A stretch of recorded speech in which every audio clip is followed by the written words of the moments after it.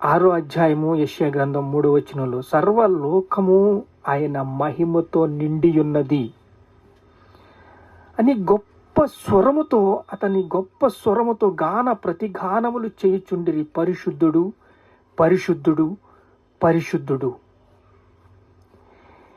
గాన ప్రతిగానములు చేస్తున్నారు. వారి కంఠ స్వరము వలన గడప కమ్మలు పునాదులు కదులుచూ మందిరము ధూపము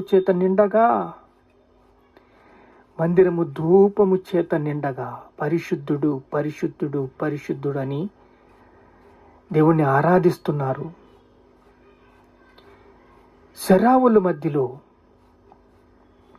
బలిపీఠము మీద నిలబడి ఉన్న ఒక ఆయన వచ్చి నిప్పును తెచ్చి ఎగిరి వచ్చి నోటికి దాన్ని తగిలించి, నీ పాపములు ప్రక్షాళనలు అయిపోని, నీ దోషము తొలగిపోయిను. ఏంటి ఇప్పుడు?